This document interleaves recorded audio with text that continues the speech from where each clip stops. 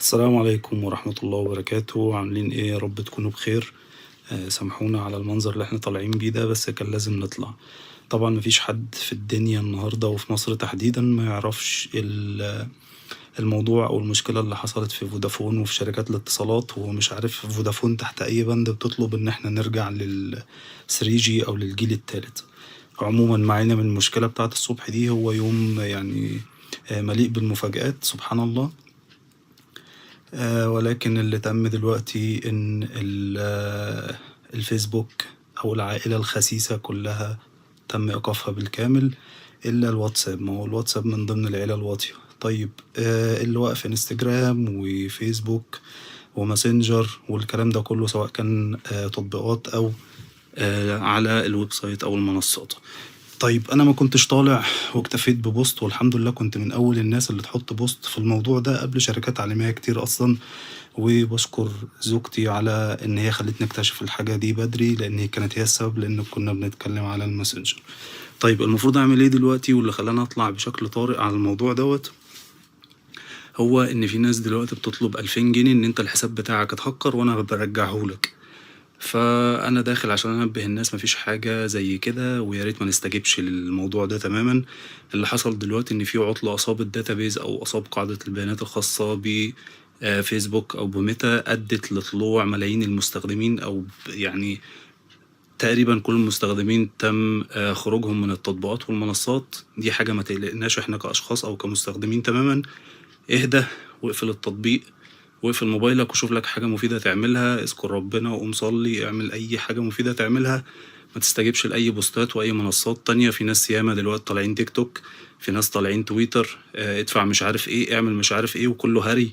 وفي واحد دلوقتي طالع بيقول لك أنا خبير أمن معلومات، مش عارف بتدخل تعمل كذا. انت أصلا غلط ان انت تحاول تسجل دخول دلوقتي على التطبيقات، لأن لو المشكلة هي اختراق أمني مش اختراق أو يعني عطل تقني،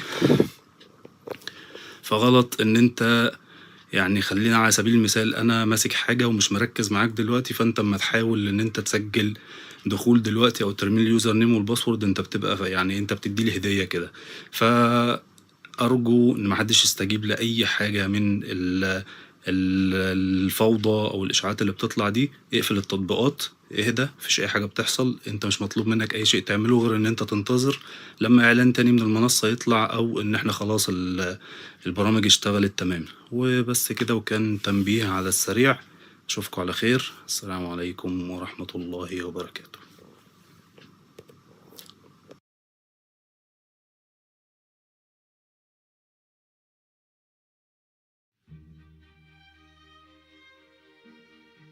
Well, joining me now to discuss the conflict in Israel and Gaza is a TV host and satirist, Bassam Youssef. Bassam, it's great to have you back on the program. I wish it was under different circumstances. First of all, what is your reaction to what happened on October the 7th? Oh, it was terrible, of course. I mean, we kind of get our news kind of also secondhand because, you know, my wife's family, they live in Gaza. They have cousins and uncles there. And their house also was bombed. We haven't been able to communicate with them for the past 3 days. Communication are lost. So we don't know actually what is the how are they doing. But you know, we're used to that. I mean, it's just like it's very repetitive. We're used to that. We're used to them being bombed every time and moving from one place to the other. You know, it's just like those Palestinians. They're very dramatic. Israel killing us. But they never die. I mean, they always come back. You know, they're very difficult to kill, very difficult people to kill. I know because I'm married to one. I tried many times, couldn't kill her.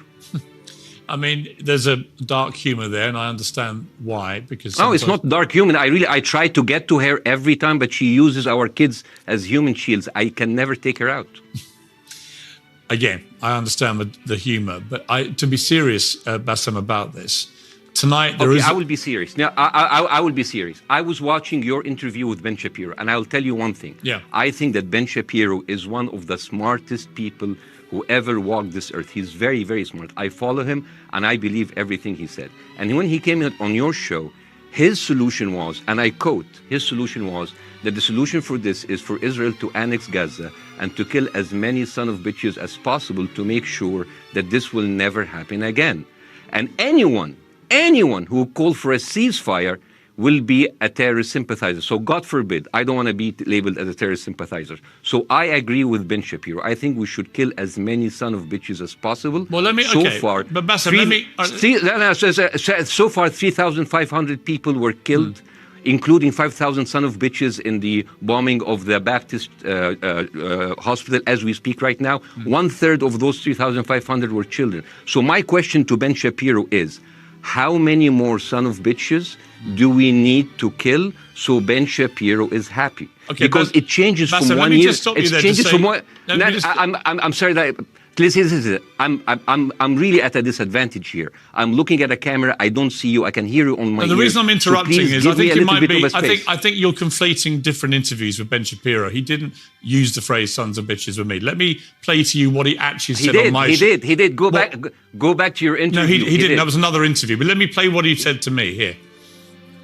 Well, frankly, I don't believe in proportionate response to terrorism. I believe that the way that you stop terrorism is with wildly disproportionate response. That doesn't mean in terms of targeting civilians. It means in terms of killing as many terrorists as humanly possible and allowing them to dictate the terms of engagement by hiding behind civilians in areas that they are supposedly responsible for means that the only option for Israel is to surrender to Hamas's hatred of its own citizens, its willingness to use its own children as human shields. No country worth its salt could ever do that. Now, that is substantively different to what you said he said, right? He's talking there but specifically about I Hamas agree terrorists. with him. I agree with him. The thing is, the question is, what is a proportionate response? Because Yes. it has been different from one tier to another. So if you look to this graph, for example, this is the death of Israeli and Palestinians, and it's changing from 1 year to year. It's like fluctuating like crypto. So my question is today, what is the going rate today for human lives? I mean, 2014 was a great year for Ben Shapiro. 88 Israelis were died, and there was 2,329 Palestinians killed on the other side. That is one Israeli for 27 Palestinians. That is a very good exchange rate. What I'm saying is, what is the exchange rate for today? You guys will be happy. That's my question. Well, it's not me. It's not me, guys. I'm not on either side. No, not you. Like when I say Yeah. you guys, I say like the people on the other side of that. I know that you don't think like that, Piers. You're one of the good guys. But let me tell you something. I mean, the reason that I'm using this is that I can't remember what happened in 2014. And there was no music festival, but there must be something. I mean, they must do something. It is their fault. It has to be something. I mean, 2018, 300 Palestinians died. Who's counting? You know. So the thing is, what my question is, let's find what is the exchange rate for human life today, so we expect the future death of Palestinians, and we'll be happy to it. My response to that would be this, Bassem. I've thought carefully about this because I think it's very tricky for people like me to immerse ourselves into a conflict where we're not directly involved. And I thought carefully about what I feel about this. I feel that the scale of what Hamas did on October the 7th supersedes anything else I've seen in this conflict, really ever. The savagery, the butchery, the slaughter of 1,300 people, the shooting of babies, the 100%. kidnapping of grandmothers, and so on. So if we can agree on that, which I think is inarguable, then the question then becomes, again, about proportion. I don't disagree that there's been a lot of bad stuff on both sides going back historically for decades. But if we agree that this was on a different level altogether, quite deliberately by Hamas, designed to provoke... No, here's my question. Let me ask you a question. And the question, because you raised it earlier about proportion. I honestly don't know what the proportionate response is. I honestly don't. I don't. I've been watching the airstrikes this week thinking... So what's your question? Well, I would ask you, if you were Israel, what would you... If I was Israel. If you were Israel and that had happened to you, what would you think would be the appropriate way for the country to respond? I would do exactly like Israel did, kill as many people as possible, since the world is letting me do it. I mean, I can do it because I can. You know, but the thing is, you know what? I agree with you, and you know what? I'm going to be even ahead of you because I see the question coming. Do you condemn Hamas for the atrocity? Yes, I condemn Hamas. I condemn Hamas. Hamas is the source of all evil. They're a reason for everything. And you know what? Let's for a minute imagine a world without Hamas. Right. What will this world look like? Let's give this word a name, and let's name this word the West Bank. Hamas has absolutely no control in the West Bank, and since the beginning of this year, only through August, 37 Palestinian kids were killed. No music festival, no paragliding, no Hamas. Since the occupation of the West Bank, 7,000 Palestinians were killed. No music festival, no paragliding, no Hamas. I can go on and on and on and on. No, but you don't need to, because Bank. in a way you're preaching to the choir. I've followed this crisis. Oh no, you're not preaching. So the thing is, like, well, in the sense that I know that what you're saying has validity. Of course, Piers. By the way, Piers. I am at a disadvantage here. I can hear you. I cannot see you. I am in a claustrophobic room, and so please cut me some slack and don't interrupt me and interrupt my points. Sure. So because this has to be fair. Understand. Because if you want to only hear your opinion, I can just condemn Hamas and go home. I can do that. So do you want to do that, or do you have a much more nuanced conversation? No, I absolutely want to have a nuanced conversation. I wasn't aware I was interrupting you. I thought I was letting you speak. Amazing. So I would say I really applaud Israel for doing one thing that no military force in the world does. Because I heard Ben Shapiro and I heard Ron DeSantis, and they said Israel is the only military force in the world that warns civilians before bombing them. I mean, how fucking cute. That is so nice of them. Because with this logic, if Russian troops started warning Ukrainians before bombing their houses, we're cool with Putin, right? I mean, okay, Habibi, you have warned them, go invade. It's fine. You have done your job. I mean, the thing is, and I understand, and I also heard Ben Shapiro talking about Human Shield. So you remember my wife's family, they live in Gaza. So I asked them, I told them, when Israel give you the nice warning, the cute warning, does Hamas force you to stay in your home so you can be bombed and use as human shield? You know what, Hassan here, my wife's cousin, he's a loser, you know. He told me, you know, when I asked him, does that happen? He told me, no. The lying son of a bitch lied to me. I told him, you don't understand. Ben Shapiro and Ron DeSantis keep saying that Israel warned you and Hamas asked you to stay put. So I told you, he's a loser. He never kept a job. He even failed in all of the interviews to become like a human shield. I would believe Ben Shapiro. Let me ask you this, So let's go with that. No. Let me ask you At some this. point, I must be able to ask you questions. It's not a monologue for you, Bassam. If we agree that for the 14,000 casualties, I mean, who's counting, are human shield, does that mean that every single one of those civilians was standing, obscuring a military target behind them? Because that's a lot of weapons. I mean, Hamas is packing. No, of course it doesn't. And look, it doesn't. So there's some collateral damage. Lots of collateral damage. Yes. It's fine, yeah. You kill some to save some and then kill some more. Yeah, I agree. Yeah. Well, I agree. Let me ask you this. Again, it comes back to proportionate response. When the world decided it had to get rid of ISIS because of the appalling butchery they were carrying out, it did so by also killing, very sadly, a lot of civilians along the way by doing airstrikes against places which. But killing civilians are inevitable. You said that in the beginning. My point is, it's inevitable. Yeah, but once Israel has decided that they want to get rid of Hamas, and Hamas is embedded with civilian population, I'm very concerned about what's going to happen next. I've written a column tonight saying, I remember the Iraq war, which I opposed, right? I remember all this. So my question for you is, what would you think would be an appropriate response by Israel to what happened?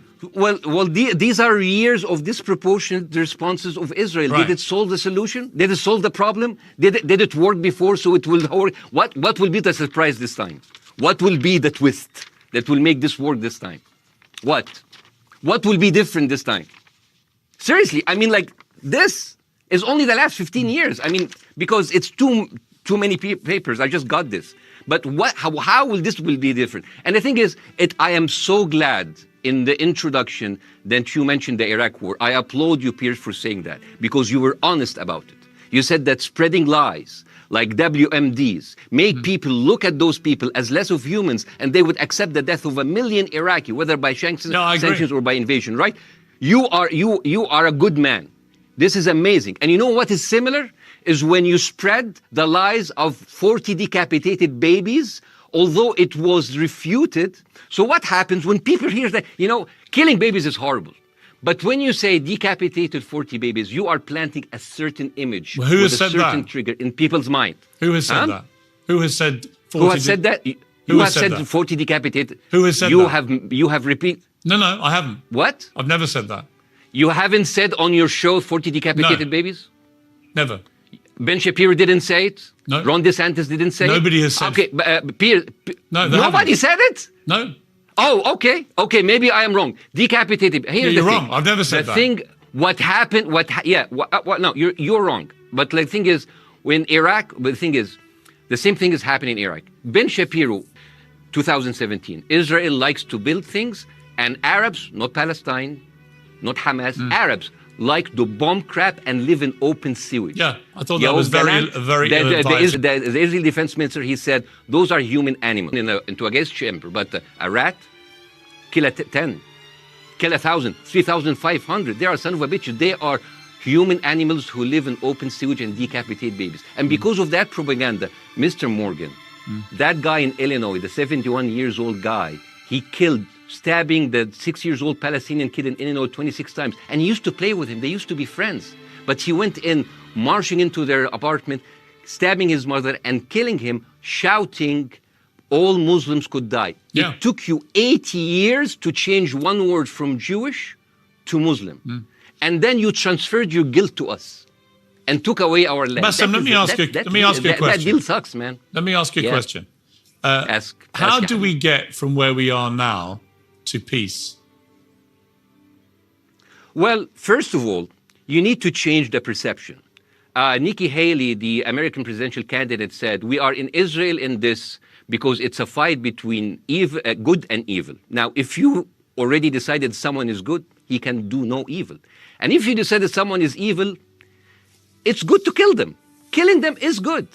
You see, and the thing is, it is not like something new. I mean, I look at history and I see, I'm sorry to say that, but Westerners has always dealt like this with indigenous people.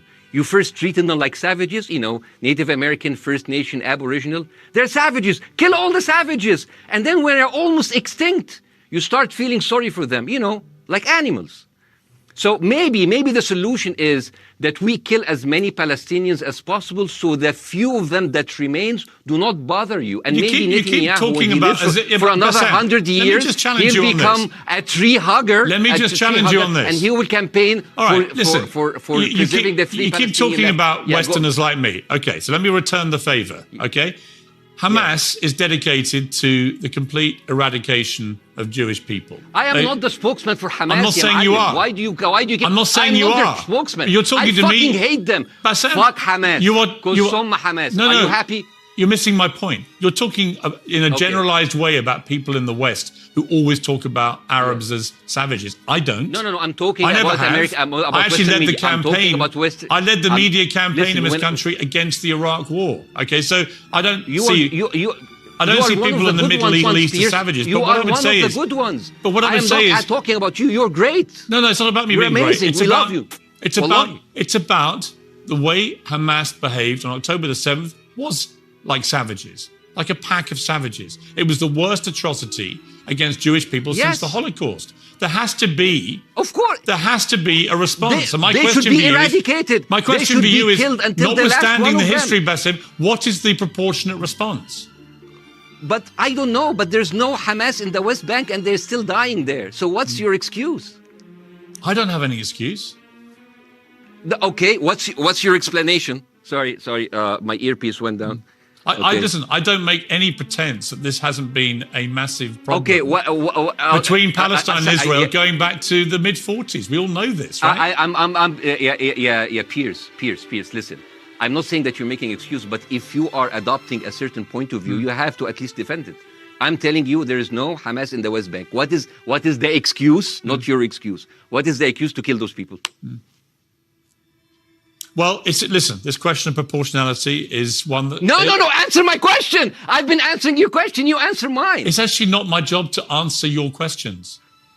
It's not. Okay, not your job. Not. I agree with you. I'm more interested in you, who has family in Gaza, who's an Egyptian in the Middle East, right? I'm more interested in what you have to say. Okay, I'm telling you. I think Hamas is the problem, okay? Right. Now, let's say agreed. Hamas is removed. Let's Hamas. I'm agreeing with everything. You want me to condemn Hamas? I will condemn Hamas, Hummus, Hassan, everybody. Guys, so wait. I can't hear you. The earpiece. Damn. Okay. Oops. Okay. Yeah. Okay. I do need I help. think Okay. just go back. Is he there?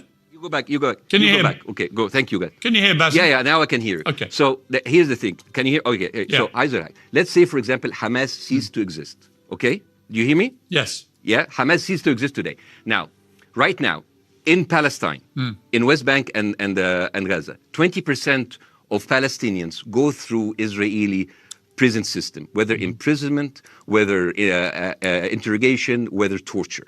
And the rest of them, they live a life of daily loss of land, of homes, of life, and they are suffocated by this. So let me ask you something. If you are a Palestinian living into these conditions for decades, would you sympathize with your oppressor, or sympathize with the people who claim they resist them even if they are terrorists? I have made no secret that I think the conditions Palestinians have had to exist under are completely unacceptable. Yeah. I've said that for years. So the question then becomes, how do you forge peace between two warring parts of that region who for decades have approached peace, in my view, with mutual sledgehammers, with no actual desire to have peace? And I think it comes down in the end to great leadership. And I don't think there's great leadership. I don't think, well, hang on, let me make my point. I don't think there's great leadership on either side. Where is the Nelson Mandela figure here to come through all this hatred on both sides? Nelson Mandela? Yeah, where is that Nelson figure?